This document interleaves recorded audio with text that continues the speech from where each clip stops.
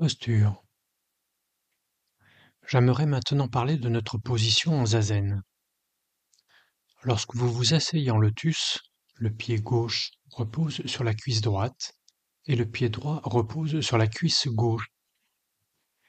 Lorsque nous croisons nos jambes de cette manière, nous avons bien une jambe droite et une jambe gauche, mais elles font maintenant un. Cette position exprime l'unité de la dualité. Ni deux, ni un. C'est l'enseignement le plus important. Ni deux, ni un. Notre corps et notre esprit ne sont ni deux ni un. Si vous pensez que votre corps et votre esprit font deux, c'est faux. Si vous pensez qu'ils font un, c'est faux aussi. Notre corps et notre esprit font en même temps deux et un.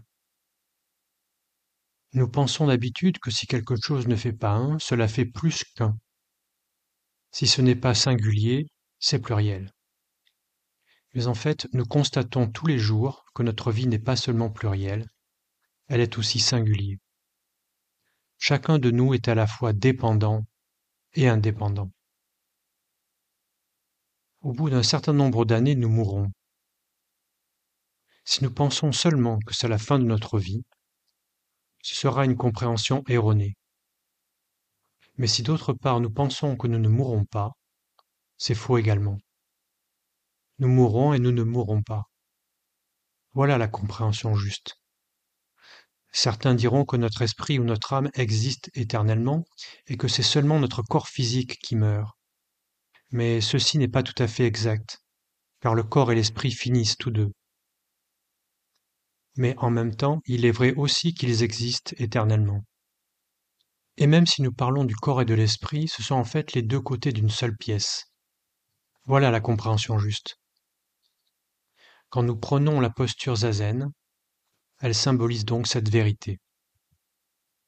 Quand j'ai le pied gauche sur le côté droit de mon corps et le pied droit sur le côté gauche, je ne distingue plus le droit du gauche. L'un ou l'autre peut tout aussi bien être le droit que le gauche. Dans la posture zazen, le plus important est de garder la colonne vertébrale droite. Vos oreilles et vos épaules doivent être sur une même ligne. Relâchez les épaules et, avec l'arrière de la tête, poussez vers le plafond et rentrez le menton. Lorsque vous avez le menton à l'air, vous n'avez pas de force dans votre position. Vous êtes sans doute en train de rêver. Aussi, pour acquérir de la force dans votre position, faites descendre le diaphragme vers le hara, c'est-à-dire vers le bassin. Cela vous aidera à maintenir votre équilibre physique et mental. Il se peut que vous éprouviez au début une certaine difficulté à respirer naturellement, tout en essayant de garder cette position. Mais avec l'habitude, vous arriverez à respirer naturellement et profondément. Vos mains forment ce que l'on appelle le mudra cosmique. Si vous mettez la main gauche sur la droite en superposant les médius à la jointure du milieu et les pouces se touchant légèrement, vos mains formeront un bel ovale. Vous devriez faire ce mudra universel avec grand soin, comme si vous teniez dans votre main quelque chose de très précieux. Vos mains sont contre le corps, les pouces environ à la hauteur du nombril. Laissez les bras souples et relâchés, à peine éloignés du corps, comme si vous teniez sans le briser un œuf sous chaque bras. Vous ne devriez pas être penché de côté, en arrière ou en avant. Soyez assis droit, comme si votre tête soutenait le ciel. Il ne s'agit pas là simplement de forme ou de respiration. Ceci est la clé du bouddhisme. C'est une expression parfaite de votre nature de Bouddha. Si vous voulez vraiment comprendre le bouddhisme, vous devriez pratiquer ainsi. Ces formes ne sont pas des moyens d'obtenir le juste état d'esprit. Être dans cette posture même est le but de notre pratique. Quand vous avez cette posture, vous avez le juste état d'esprit. Aussi n'y a-t-il pas besoin d'essayer d'atteindre quelque état d'esprit spécial. Quand vous essayez d'atteindre quelque chose, votre esprit commence à vagabonder ailleurs. Quand vous n'essayez pas d'atteindre quelque chose, votre corps et votre esprit sont ici même. Un maître zen dirait « Tu es le Bouddha ».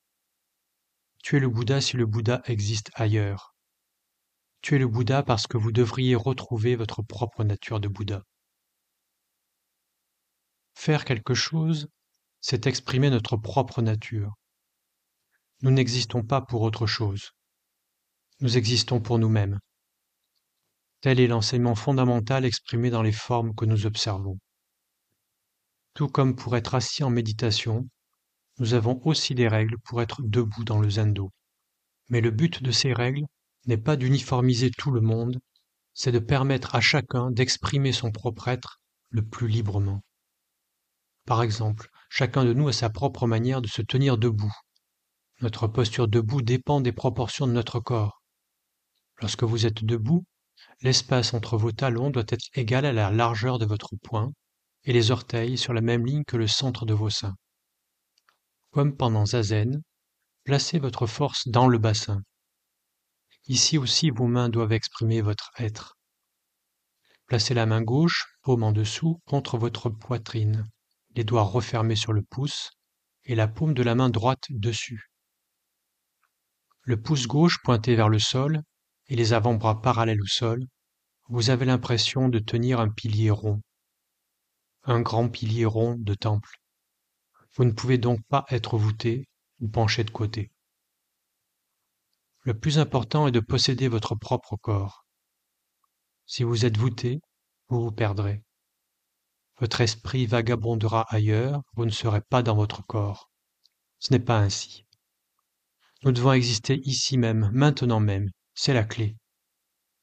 Vous devez avoir votre propre corps et votre propre esprit. Tout doit exister juste là où il faut, juste comme il faut. Alors il n'y a pas de problème. Si le microphone que j'utilise pour parler existe ailleurs, il ne servira pas sa fin. Quand notre corps et notre esprit seront en ordre, tout le reste existera juste là où il faut, juste comme il faut. Or d'habitude, sans en avoir conscience, nous essayons de changer autre chose que nous-mêmes. Nous essayons de mettre en ordre ce qui est en dehors de nous. Il est impossible d'organiser les choses si vous-même n'êtes pas en ordre. Lorsque vous agirez juste comme il faut, juste quand il faut, tout le reste sera organisé. Vous êtes le chef. Quand le chef dort, tout le monde dort. Quand le chef fera quelque chose de bien, tout le monde fera tout bien et au bon moment. Voilà le secret du bouddhisme. Aussi, essayez toujours de garder la bonne position. Pas seulement lorsque vous pratiquez Zazen, mais dans toutes vos activités. Pour conduire, pour lire, prenez la bonne position. Si vous lisez dans une position voûtée, vous ne pouvez rester longtemps lucide. Essayez.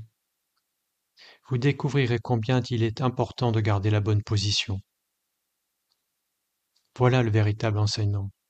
L'enseignement écrit sur du papier n'est pas le véritable enseignement. L'enseignement écrit est une sorte de nourriture cérébrale. Il est évidemment nécessaire de prendre quelque nourriture cérébrale, mais il est plus important d'être vous-même en pratiquant le juste mode de vie. C'est pourquoi Bouddha ne put accepter les religions qui existaient à son époque. Il étudia de nombreuses religions, mais leur pratique ne le satisfaisait pas. Il ne pouvait trouver la réponse dans l'ascétisme ou les philosophies.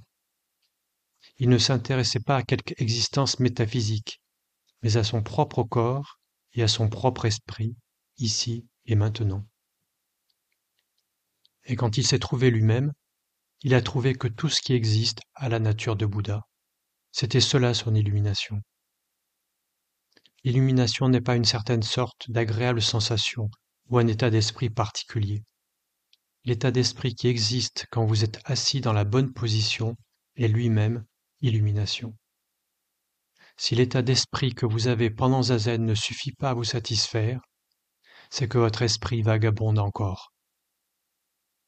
Notre corps et notre esprit ne devraient pas vaciller ni vagabonder.